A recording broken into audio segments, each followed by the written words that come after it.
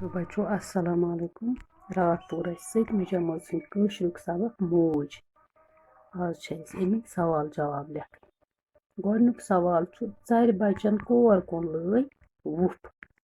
रात पोर चर बचन लय कुलिस कुन वुफ। चर बच केम न्यू तूत मज। तूत गई चूच। चर बच केम न्यू तूत मज। पोर यह रात काव आव तो तम न्यू चर बच तूत मज। चर बच कावस केम लय कन। कावस केम लय कन। कावस लय फ्रेच कन। चूरम सवाल गो चर बच सुन ची ची बूजित क्याज वुस फ्रेच उश दद्राय। तस क्याज वुथ उश। वारिया उश दद्राय गो वारिया उश वसुन। तिक्याज फ्रेच ओस पनुन नीचू मोदमुत। तस ٲस पता जि औलाद दूध क्या छु माजि करान तो किथ कन छु अख मोज बेकरार गसान। तवै वुस फ्रेच उश दद्राय। ब्याक सवाल गो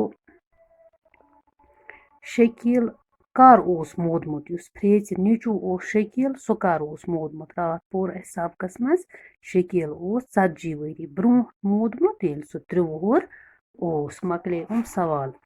अम पत ब्याक सवाल यथ मज खाली जाय भरियो यमो लफ्जो सत। अत मज यमन हंस कह आवाज दिथ यमन जानवरन हंस तो तिमै गोडनुक छु ब्रर छि करान म्याव म्याव।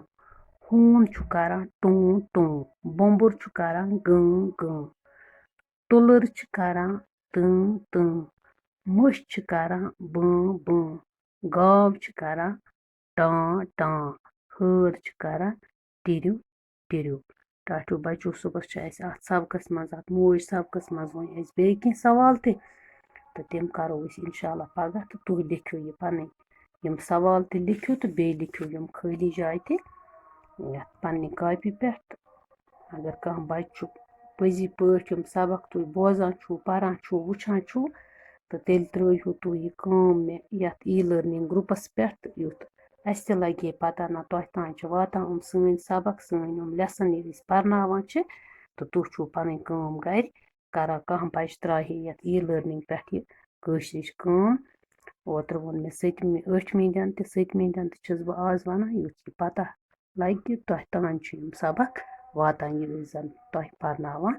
टाटू बच्चों यह काम लिखियो तुह तो इंशाल्लाह सुबह करो बे मोज सबक सवाल कह पत मकली लेसन तो परो ब्याक सबक इंशाल्लाह।